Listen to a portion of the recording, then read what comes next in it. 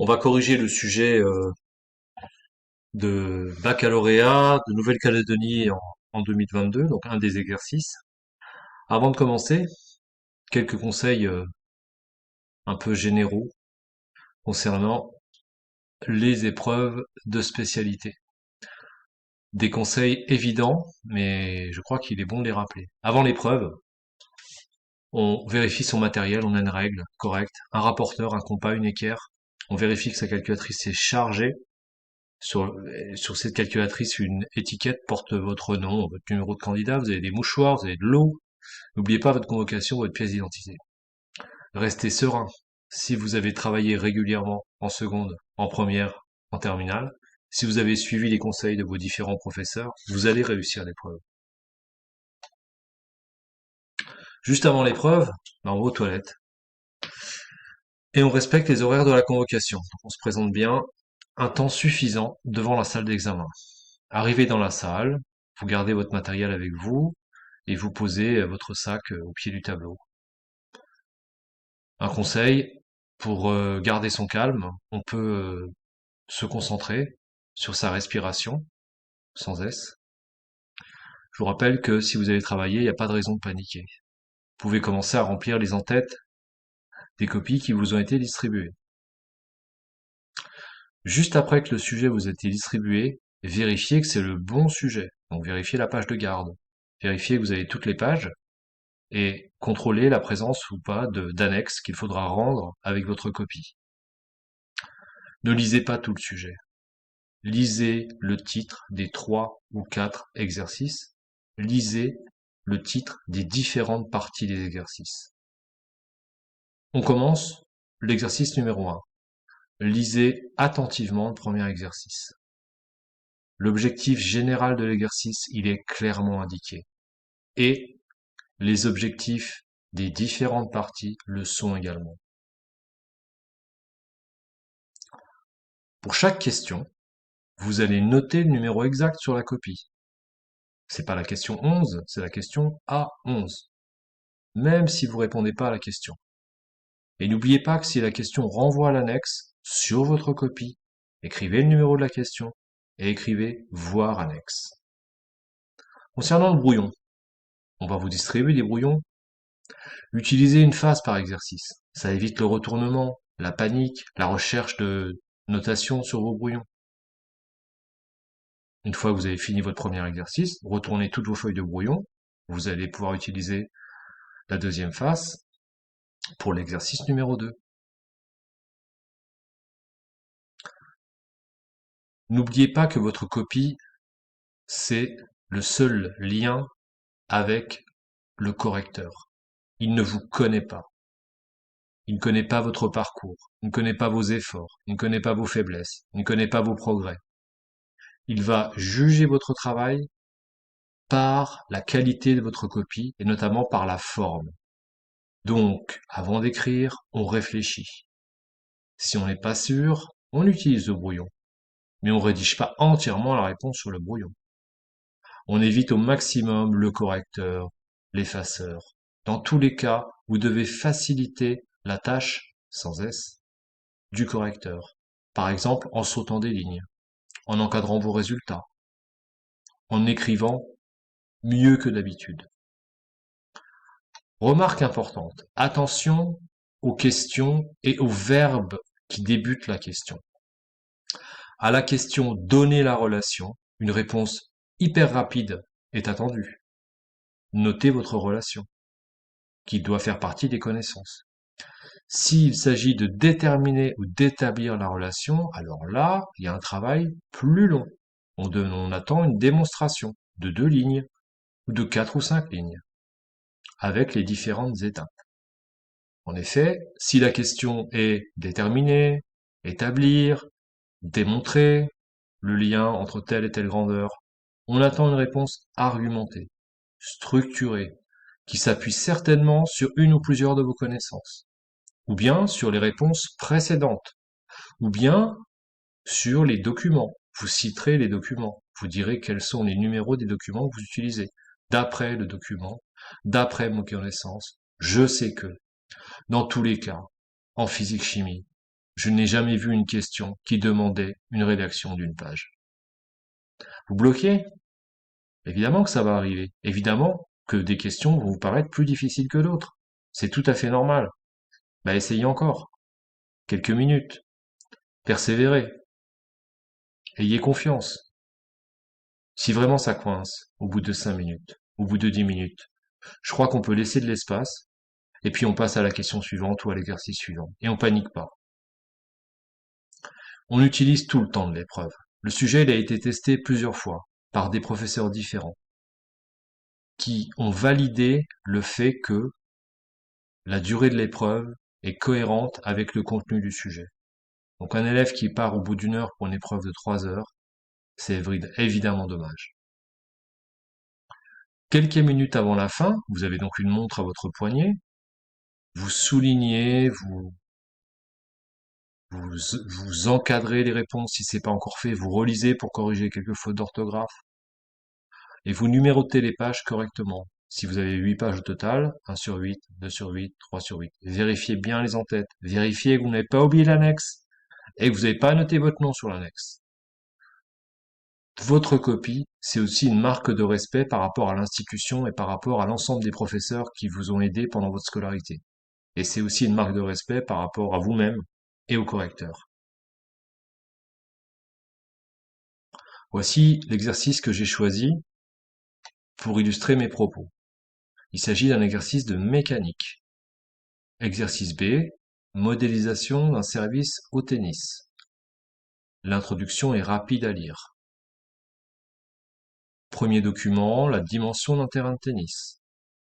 On vous indique le repère qui a été choisi. On vous a montré l'aspect de la trajectoire.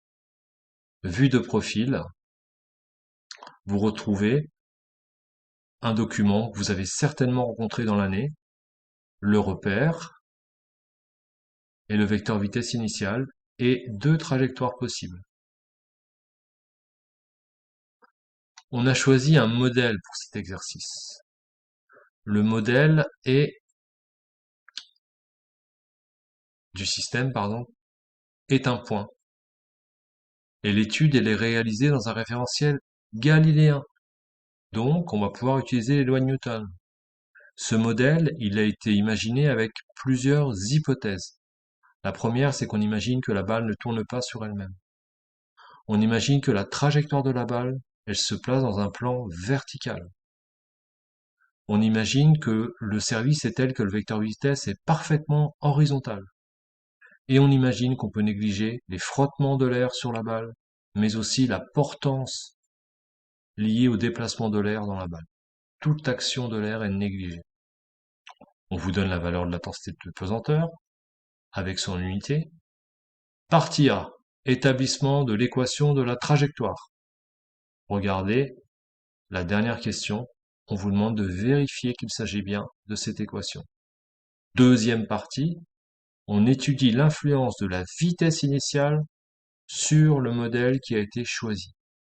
Je laisse à votre disposition ce sujet avec la vidéo. On peut maintenant commencer la correction. Pardon, il y a une partie C, et la partie C, elle est extrêmement courte. Il n'y a qu'une question complexe, car vous n'êtes pas guidé. Pas de panique, lisez bien ce qui est écrit en italique. Le candidat est invité à prendre des initiatives et à présenter la démarche suivie, même si vous n'avez pas la réponse à la question posée.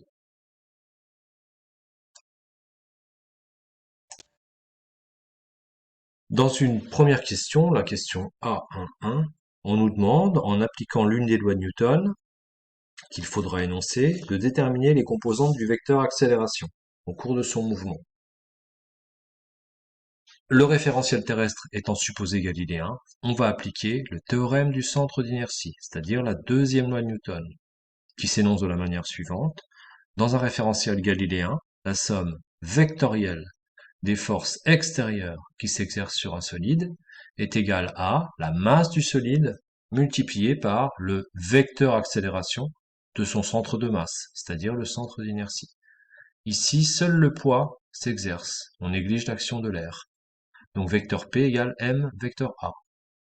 On a donc vecteur A égale vecteur G. D'après le repère, voilà les coordonnées du vecteur accélération.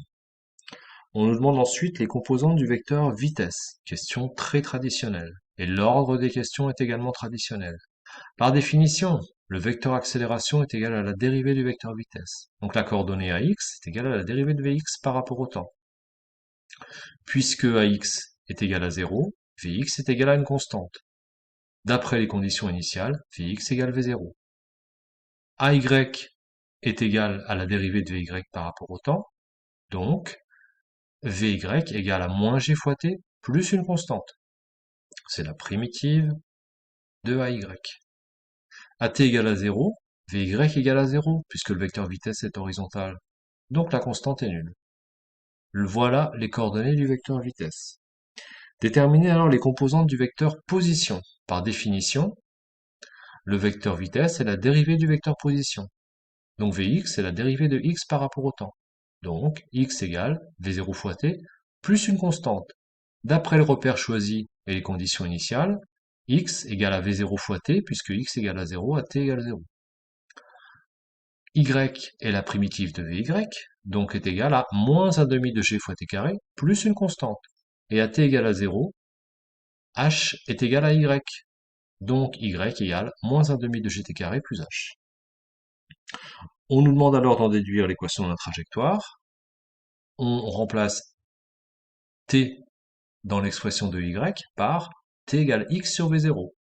On obtient effectivement l'équation de la trajectoire. Tout s'est bien passé, on peut passer à la partie B. À partir de l'équation de la trajectoire qu'on nous donne, donnez l'expression de la vitesse initiale en fonction de y, x, g et h. Petite remarque, si la partie 1 n'a pas été réussie, vous pouvez tenter la partie 2, puisque la première question s'appuie sur une réponse qui apparaît juste au-dessus, dans la question A2.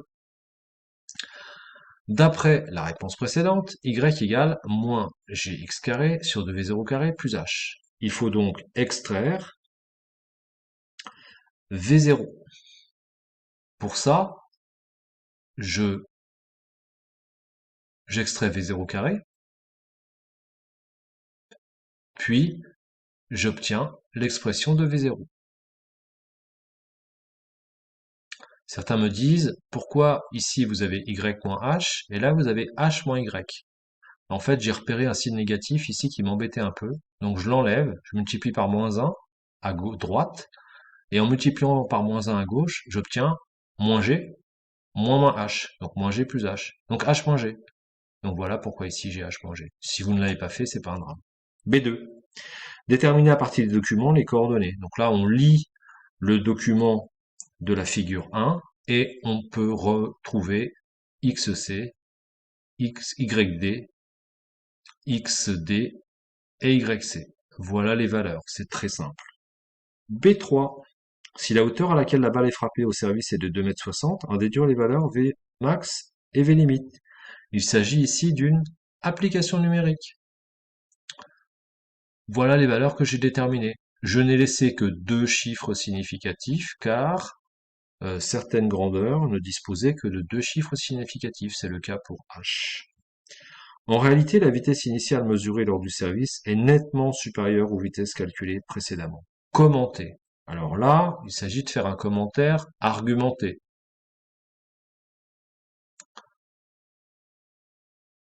Peut-être que l'hypothèse V0Y non nulle est faux, peut-être que la trajectoire n'est pas plane, peut-être que la balle tourne sur elle-même, peut-être qu'on ne peut pas négliger l'action de l'air.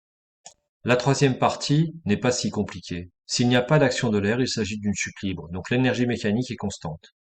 Je rappelle la définition de l'énergie mécanique et de l'énergie cinétique et de l'énergie potentielle de pesanteur. Je calcule l'énergie cinétique et l'énergie potentielle de pesanteur pour chacune des positions, et nous constatons que l'énergie mécanique diminue au cours du temps. Donc, on voit bien que la quatrième et dernière hypothèse du modèle est fausse.